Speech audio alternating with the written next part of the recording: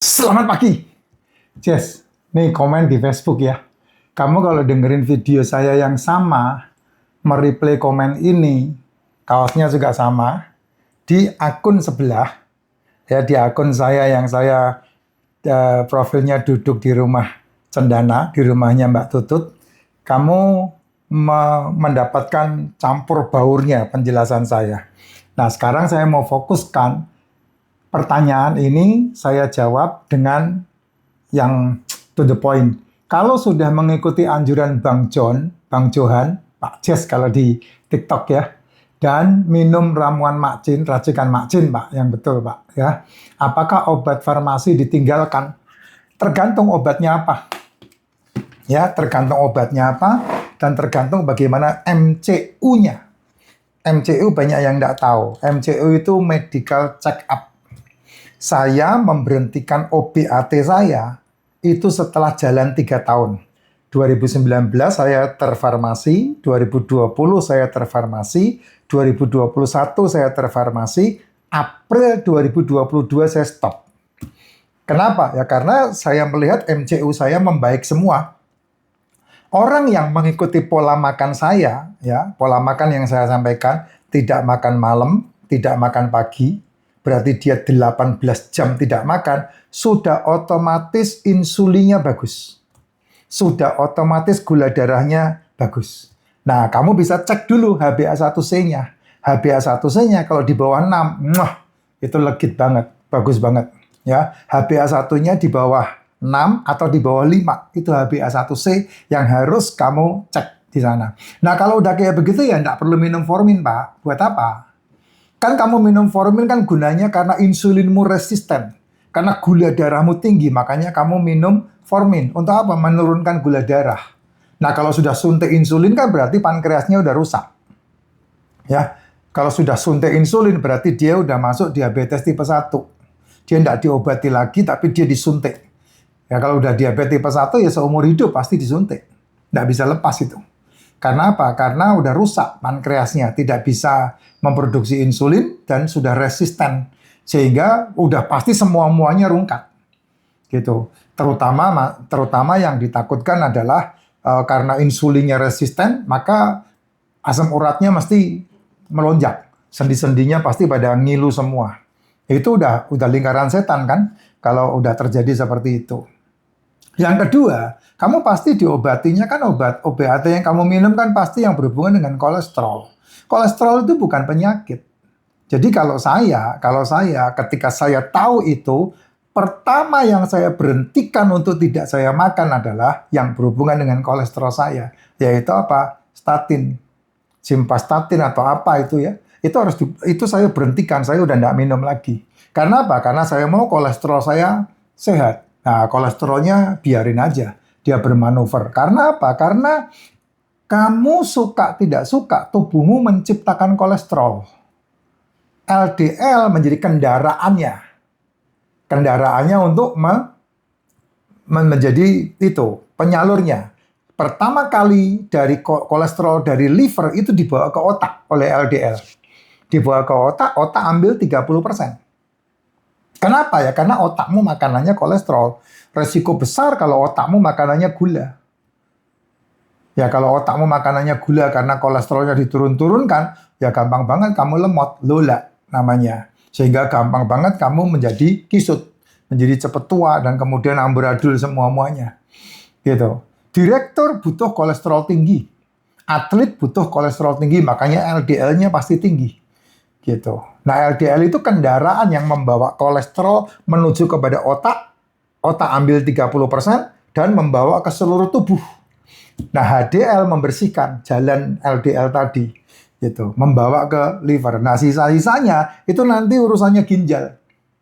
Urusan ginjal untuk membersihkan, termasuk purin, termasuk urit asid itu, asam urat, itu semua dibersihkannya di ginjal. Kenapa menjadi resisten? Menjadi resisten karena insulinnya menjadi asam uratnya tidak mau rilis, malah justru meninggi ya karena insulinmu resisten.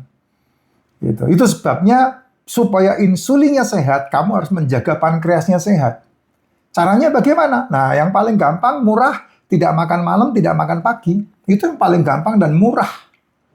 Nah, makannya yang kamu harus makan di antara jam 1 sampai jam 6 sore, yang dimakan itu, yang paling bagus, yang paling sip ya telur, ikan, daging, dan seafood.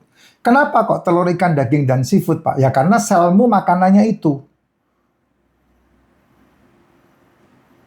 Itu masalahnya, selmu makanannya itu. Asam amino, asam lemak. Gitu. Sel tubuh kan nggak kenal telur, sel tubuh kan nggak kenal daging, sel tubuh nggak kenal seafood, sel tubuh nggak kenal ikan. Mereka kenalnya telur, mereka kenalnya adalah asam amino dan asam lemak. Udah itu aja, gitu. Makanya ketika lambung menerima telur, ikan, daging, dan seafood, langsung dihancurkan sama asam lambung, langsung dimasukkan ke usus, langsung dicerna, langsung diserap, nggak ada sisa. Tapi kalau makananmu nasi, tepung, gorengan, cemilan, kue, minuman-minuman manis, nah itu bulet itu di usus tuh. Bulet aja. Karena apa? Karena itu tidak mudah dicerna dan tidak mudah diserap. Sulit dicerna dan tidak mudah diserap. Makanya jadi TAI. Jadi TAI. Gitu. Dan kalau seandainya diserap, apakah di dalam pembuluh darah, oh ini jagung, oh ini ubi, oh ini bakwan, oh ini kue, ini enggak. Mereka kenalnya cuma 3. Ya, serat-serat yang kamu bangga-banggakan itu, mereka kenalnya cuma 3, glukosa, sakrosa, fruktosa. Cuma 3 ini yang mereka kenal. Tubuhmu hanya mengenal ini. Dan ini ada alokasinya. Glukosa alokasinya adalah energi, fruktosa alokasinya adalah liver, makanya terjadi perlemakan hati kalau berlebih, makanya terjadi fatty liver, dan ujung-ujungnya pasti akan berhubungan dengan hepatitis, padahal hepatitis itu disebut karena virus, tapi kamu tidak sadar, walaupun disebut sebagai virus, akibatnya bisa dipicu oleh metabolis. Gitu. Nah, empedu menggunakan sakrosa. Dan semuanya itu butuh yang namanya asam lemak, asam amino untuk memecah. Gitu. Nah, kalau kamu tidak mengasupkan 3 tadi, glukosa, sakrosa, fruktosa, ini bisa didapat dari mana? Dari asam amino, asam lemak. Karena tubuhmu sangat cerdas. Gitu. Makanya kamu kalau lihatin VT saya hampir bisa dibilang tidak pernah berbicara masalah buah dan sayur. Gitu. Kenapa ya? Karena tubuhmu bisa memecahnya itu dari asam amino, asam lemak yang dimakan. Dari telur, ikan, daging, dan seafood itu. Gitu. Jadi, yang paling penting adalah kamu mengalami perubahan hidup dari keputusan yang kamu buat, ya, sehingga ketika kamu bisa merasakan, oh iya badan saya udah menjadi seperti ini. Nah, jangan lupa kamu pergi untuk MCU, medical check up. Bagaimana? Kan kamu lihat video-video saya kemarin, banyak orang yang sudah berhenti obat setelah mereka medical check up.